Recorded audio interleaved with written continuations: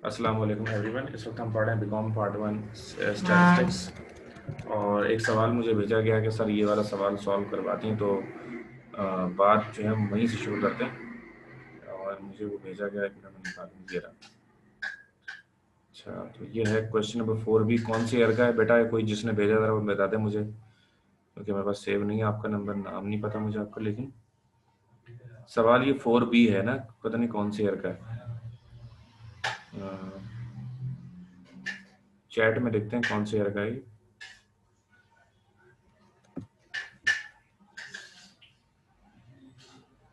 मैं डाटा लिखता हूँ, अभी आप लोगों से शेयर भी कर लेता हूँ। 2013 प्राइवेट सिद्रा है आई थिंक ये। 2013 प्राइवेट क्वेश्चन नंबर 4B जरा देख लीजिए, फाइवर खोल लीजिए, वो मैं करा रहा हूँ अभी।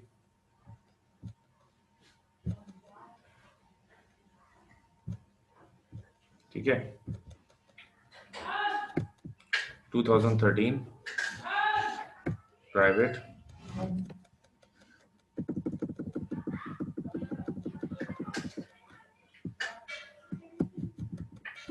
अच्छा, अब सवाल क्या है, जरा मैं सवाल पहले पढ़ूँ आपको सामने कि कंप्यूट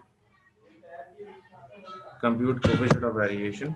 मैं लिख देता हूँ, compute coefficient of variation for the following data.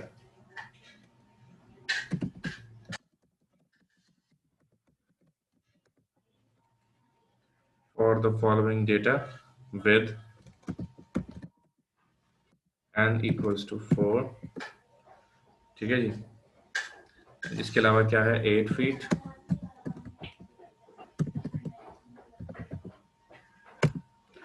8 के बाद है 10, 32 और 5, 10, 32 और 5 फीट। ठीक है जी, ये वैल्यूज हैं। हमें अब मालूम क्या हमें करना है, कोएफिशिएंट ऑफ वेरिएशन मालूम करना है।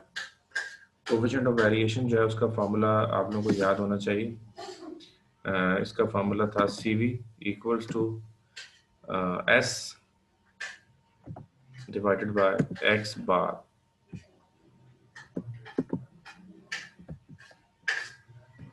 अरे ये 2013 में तो नहीं है। 2013 में होगा यार, जब बच्ची बोल रही है तो देख लो अच्छी तरह। 13 रेगुलर है, ये प्राइवेट, सॉरी सर 2012 प्राइवेट आ गया। 2012 प्राइवेट देखो, नहीं सर 12 प्राइवेट क्वेश्चन नंबर 4 भी देखो बेटा, अच्छी तरह देख के बताइएगा, ऐसा ना हो क्या। ठीक है, सर क्वेश्चन 4 में फ्रीक्वेंसी डिस्ट्रीब्यूशन है। Question number 4B। जी सर मिल गया। क्वेश्चन नंबर प्राइवेट 4, में हाँ 12 प्राइवेट है। Compute the coefficient of variation for the following data with n equals to 4, 8 feet, 10 feet, 32 feet and 5 feet। ये सवाल है हमारा। ठीक है, मेरा जी मिल गया सर। ओके। अब इसका फॉर्मूला क्या है? इसका फॉर्मूला है जी, आप इसमें दो चीज़ें मालूम करनी होंगी। पहले कोएफिशिएंट ऑफ वेरिएशन मालूम करने के लिए सबसे पहले स्टैंडर्ड डेविएशन और मीन मालूम करना होता है। तो हम इसको अगर शुरू करें इस सवाल को, तो सबसे पहले हमें मीन मालूम करना होगा। तो स्टेप नंबर 1 जो होगा इस तरह की सिचुएशन में, स्टेप नंबर 1, इसमें हमें मालूम करना होगा मीन। ठीक है, एक मिनट। हेलो सर वो आपकी मीटिंग तो ऐड नहीं हुई ना?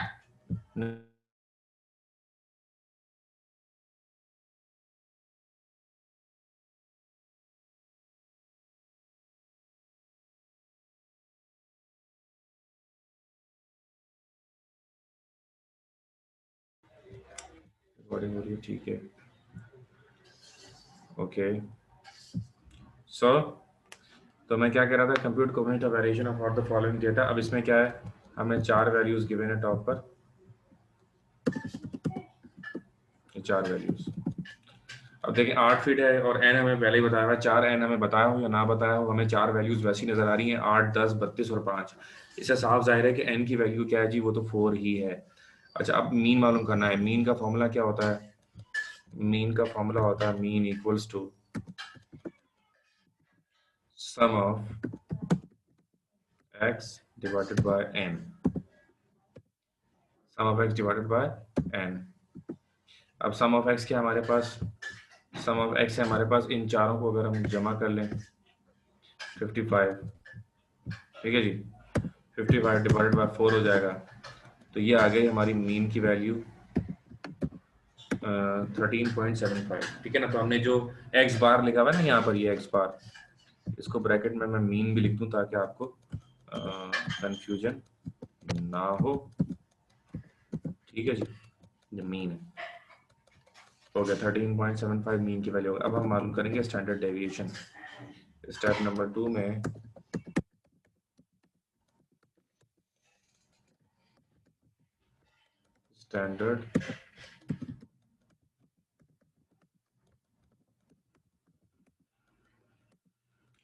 स्टैंडर्ड डेविएशन मालूम करेंगे।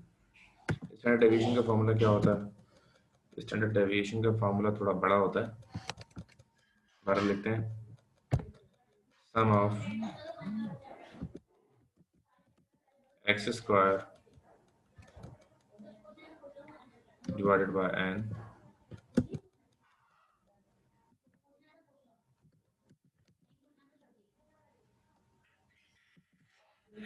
ठीक है जी, minus bracket open sum of n divided by sum of x divided by n bracket close square, ठीक है जी। और इसके ऊपर रूट आता है, रूट लगाना होगा इस पूरे पर, तो इंसर्ट का बटन देखना होगा किस तरह से रूट लगता है, आपको दिखाना पड़ेगा ना। याद है ना स्टैंडर्ड डेविएशन का फॉर्मूला लिखवाया था कैसे रूट लगा होता है इसके ऊपर, फिर भी आपको दिखा रहा हूँ।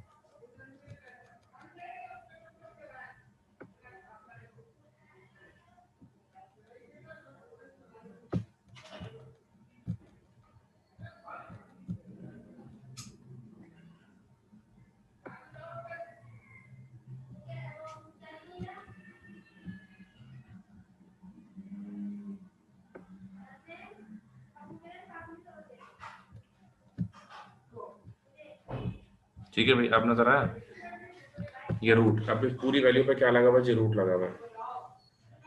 इसके लिए एक्स स्क्वायर, अब हमें क्या करना होगा, इन तमाम वैल्यूज का सबसे पहले तो स्क्वायर निकालना होगा। 8 का स्क्वायर क्या होता है जी, 64, 10 का स्क्वायर 100, ठीक है जी।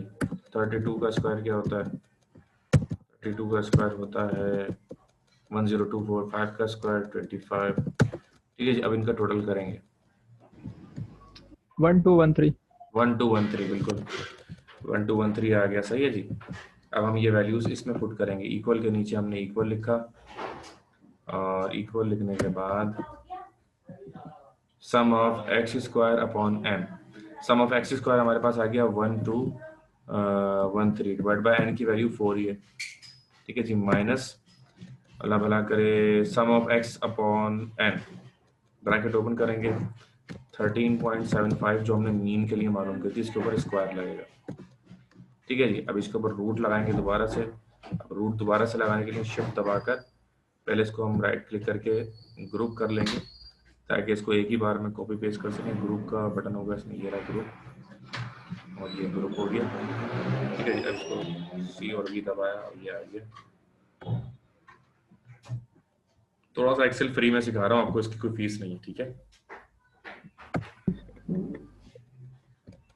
अब स्पीकर खोल के हंस के सुनाने की क्या जरूरत थी वैसे, चलें फिर कोई बात नहीं। अच्छा, 1213 डिवाइडेड बाय 4 ये आ गया। अच्छा, माइनस, माइनस के बाद हम लगाएंगे स्क्वायर, 13.75 का स्क्वायर लेंगे, 13.75 इंटू 13.75। स्क्वायर अगर ना ले सकें तो आपका ये तरीका है कि उसी वैल्यू को 2 से मल्टीप्लाई कर दे तो ये वैल्यू है। अब इसके बीच में लगेगा माइनस, यहाँ से इंसर्ट से माइनस लगा लेते हैं फिलहाल,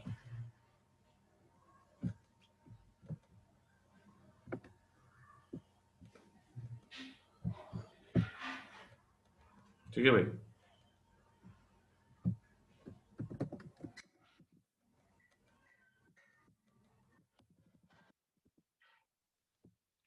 अच्छा जी, अब रूट एक और बना लेते हैं।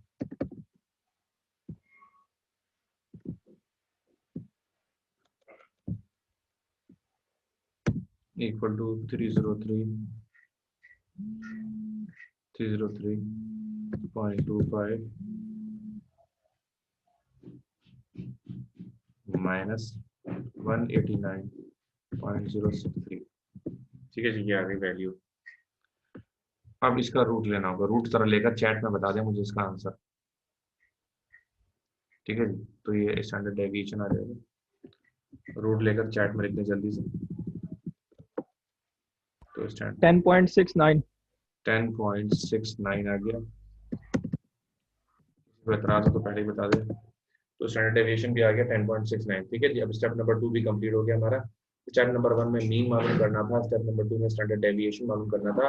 अब स्टेप नंबर 3 में हम क्या करेंगे, स्टेप नंबर 3 में हम कोफिशिएंट ऑफ वेरिएशन पूरा लिखते हैं। Step number 3 of variation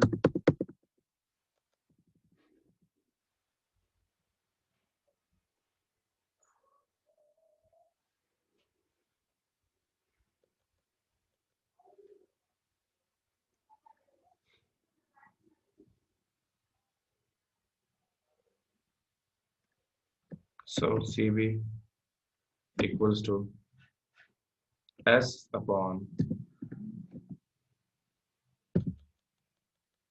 mean। CV equals to S की वैल्यू आ गई 10.69 डिवाइडेड बाय इसकी वैल्यू क्या थी, 13.75 आई थी ना मीन की वैल्यू।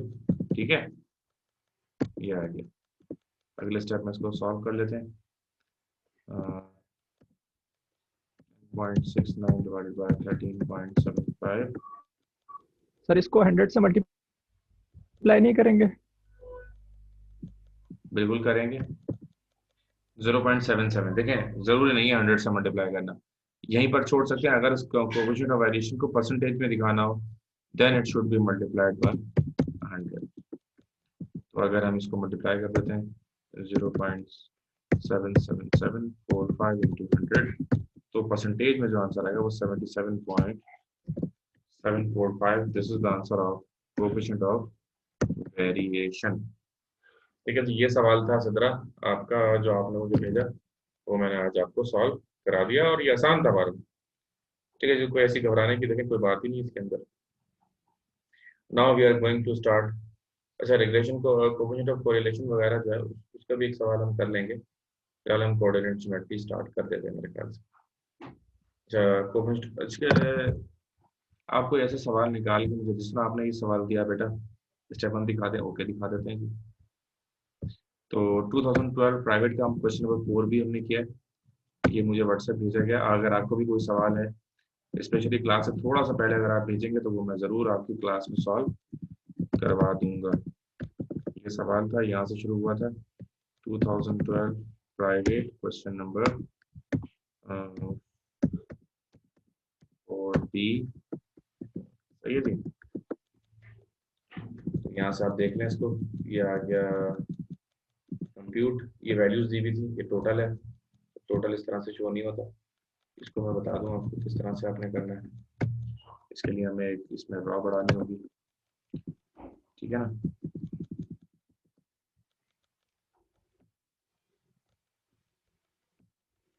ये हो गया, दिस इज एक्स, वाई,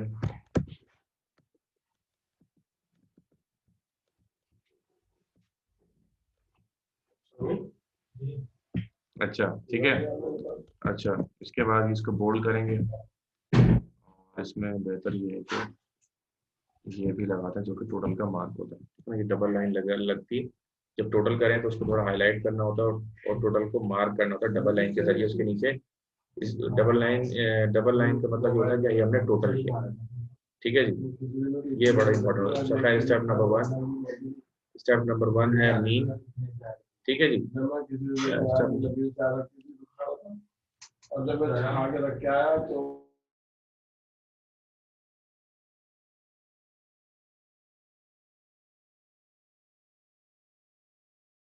अच्छा, तो अब देखा आपने स्टेप नंबर 1 ये आ गया, स्टेप नंबर 2, स्टेप नंबर 3, यहाँ पर ये क्या हो गया जी, कंप्लीट हो गया।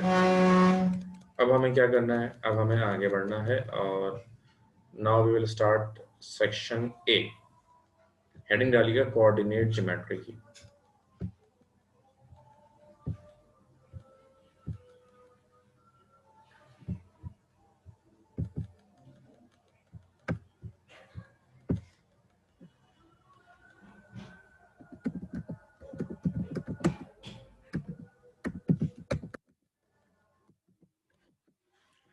Coordinate geometry, coordinate geometry business maths में आपके एक चैप्टर है, जो एक सवाल आता है 10 नंबर का आता है, और ये आपने हर हाल में लाजमी अटेम्प्ट करना होता है, क्योंकि ये सबसे आसान होता है। जाहिर है कि आसान को तो कोई छोड़ता ही नहीं है ना, तो बेहतर ये है कि इसको ज़रूर आप अटेम्प्ट करें, क्योंकि ये इजीली आपको 10 नंबर दे जाता है, टाइम भी कम लगता है, आसानी से जवाब भी आ जाता है, मैथमेटिक्स कोई ज़्यादा मुश्किल भी नहीं है। तो इस सवाल शायद ये थोड़ा लंबा हो सकता है, ठीक है जी, कभी भी, कभी कभी, लेकिन ज़रूरी नहीं कि हर बार लंबा हो, कभी कभी लंबा हो सकता है, लेकिन अल्टीमेटली बहरहाल छोटा होता है, ठीक है। ओके, तो इसमें टॉपिक्स कौन कौन से ये भी मैं आपको बताऊं, ये बड़ी जल्दी कवर होगा, मैं आपको बता रहा हूँ पहले। हो गया कि कुछ इसके वीडियो रिकॉर्डेड लेक्चर्स हैं, वो मैं आपको सेंड करूंगा, जो आपको देखने होंगे, ठीक है जी, क्योंकि मैं पहले पढ़ा चुका हूँ रिकॉर्डेड लेक्चर्स में, तो मैं वो लेक्चर्स आपको सेंड कर दूंगा। इस तरह हमारा टाइम बचेगा और हम ज़रा तेज़ी से बढ़ जाएंगे ना इसको करके, फिर हम फटाफट सेक्शन सी की तरफ जाएंगे। आ रही बस, हम कोशिश करेंगे इसको जनवरी के मिड तक उसको वाइंड अप करें, फिर हम स्टार्ट करें, क्योंकि शायद थोड़ा पेपर डिले हो जाएंगे, तो सेक्शन सी में इंशाल्लाह वक्त, उम्मीद है कि हमें वक्त मिल जाएगा। आ रही है बात समझ में,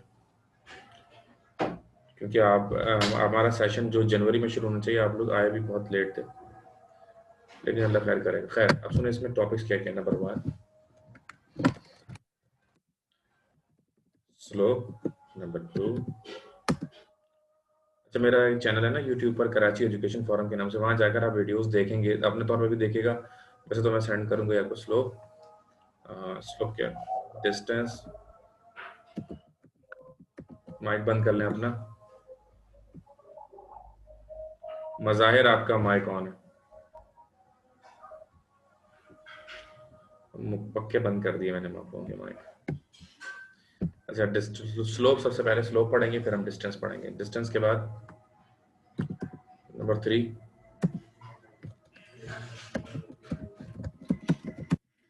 इक्वेशन ऑफ स्ट्रेट लाइन पढ़ेंगे। इक्वेशन ऑफ स्ट्रेट लाइन में मुख्तलिफ हैं, a when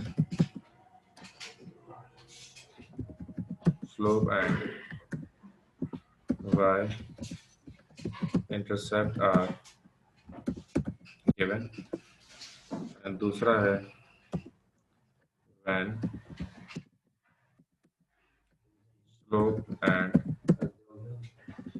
slope and point is given. Number C, when two points are given, साथ साथ लिखिएगा, D, when two intercepts are given, ठीक है जी, when two intercepts are given। अच्छा, इसके बाद हम क्या पढ़ते हैं, इसके बाद हम पढ़ते हैं, ये अलग है इसके, इसी के अंदर वैसे पॉइंट नंबर 4 है quadratic equation.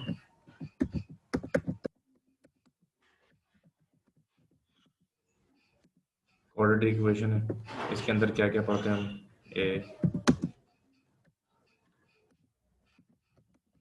Direction of para बोला, B roots C vertex and D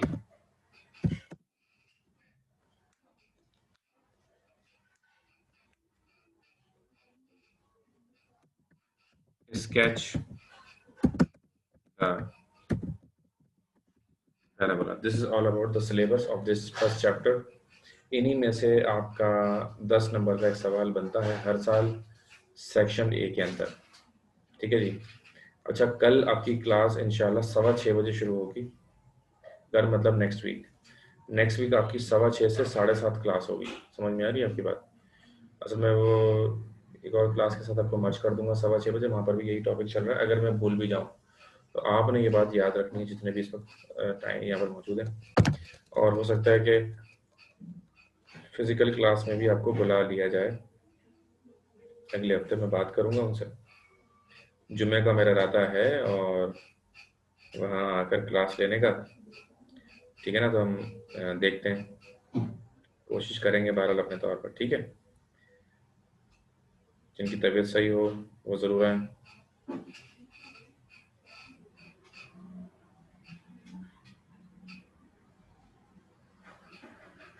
चलो, हो गया, शुरू करें बात पहले से, ठीक है।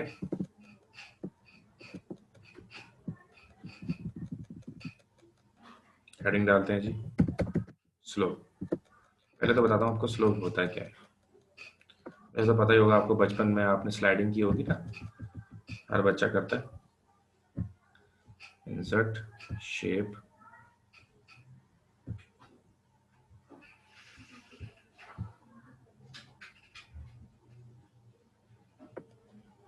ठीक है जी। ये है जब हम यहाँ पर एक बॉल रखते हैं,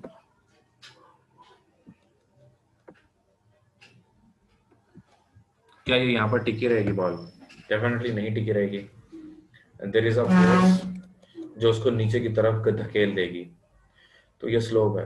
अच्छा, अब इस कंडीशन में इसकी जो वो है स्पीड, और अगर हम इस स्लोप को चेंज करें, ठीक है ना, ये जो है अगर हम इसको ऐसे कर दें और इसको हम यहाँ रखें, ठीक है जी, इस कंडीशन में, और इसको हमने ऊपर किया और लाइन को उठा के हमने ऐसे कर दिया, डेफिनेटली तो स्पीड है इस बॉल की नीचे आने की, it will change. Why it will get changed? Due to the change in slope,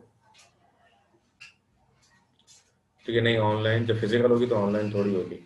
जिस दिन फिजिकल होगी वो फिजिकल ही होगी, ऑनलाइन का ऑप्शन फिर उसमें नहीं होगा, ठीक है जी। तो देखें, अच्छा, so I hope you are getting जो मैं इस वक्त आपको समझा रहा हूँ।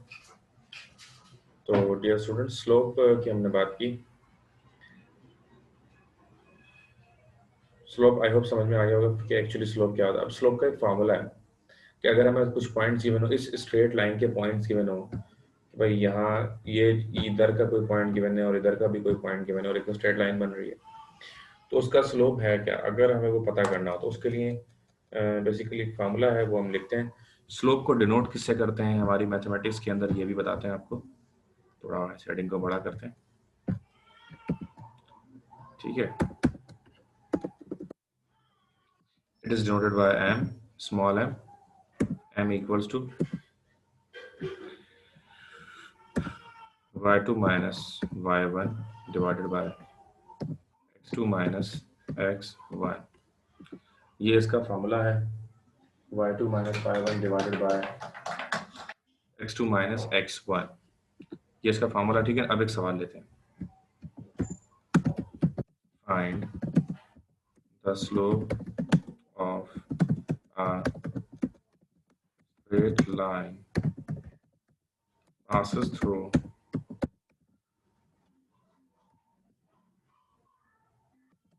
the points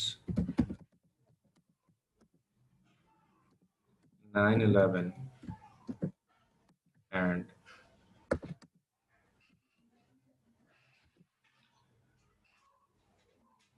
10, 13। ठीक है जी। Find the slope of a straight line passes through 9, 11 and 10, 13। अच्छा, अब सिचुएशन ये है कि पहले पॉइंट के अंदर देखें 2 वैल्यूज हैं ब्रैकेट में, और दूसरे पॉइंट के अंदर भी ब्रैकेट में 2 वैल्यूज हैं।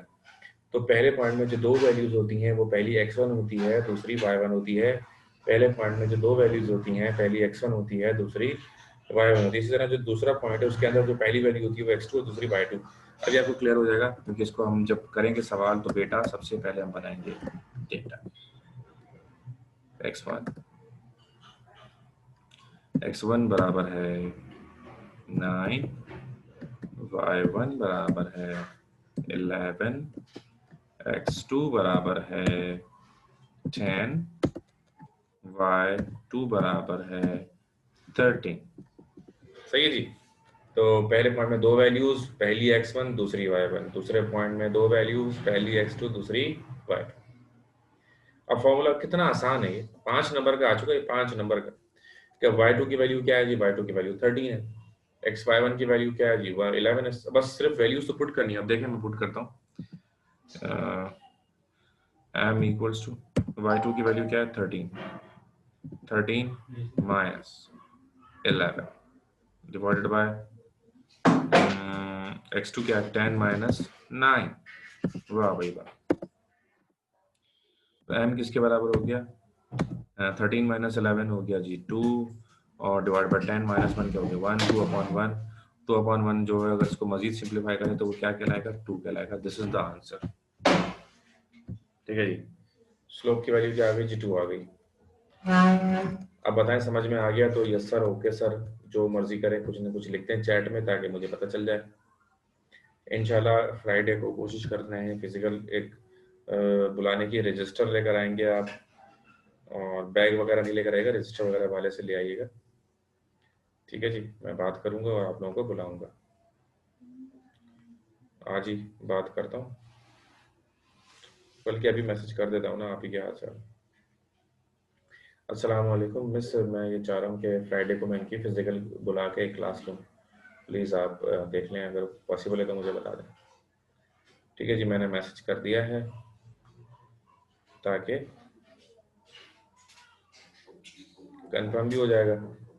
बड़ी क्लास लेंगे आप ना, लंबी, लेकिन जो इस वक्त नहीं है क्लास में उसको भी बता दीजिएगा, नहीं तो फिर ऐसा होता है कि सर हमें तो पता ही नहीं था और यूँ। और हम उसको रिकॉर्डिंग का ऑप्शन रखेंगे ताकि उसको भी हम यूट्यूब पर भी डाल देंगे। ठीक है, अच्छा जी, तो ये हो गया। स्लो समझ में आ गया? लेट मी चेक योर, चलिए अच्छा हो जाएगा फिर। ओके, अच्छा जी, तकरीबन यस यस के जवाब आ गए। तो एक सवाल मैंने किया, तो एक सवाल कौन करेगा? आप करेंगे ना।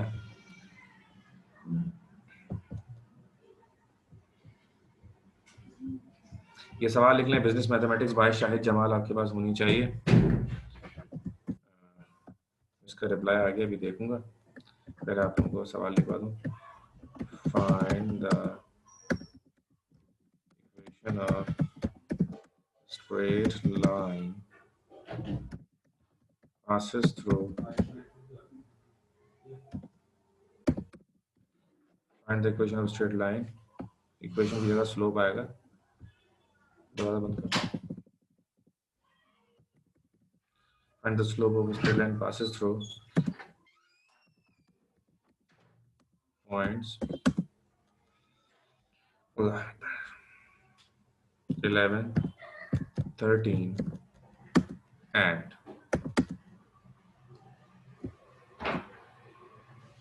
16, 17,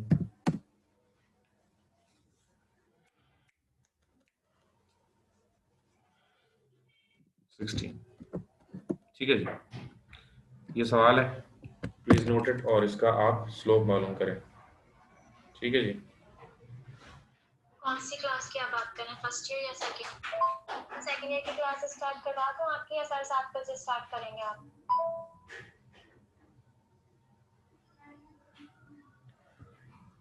अच्छा ठीक है, हो गया, चलो मेरे इसको कर लीजिएगा। अल्लाह हाफ़िज़।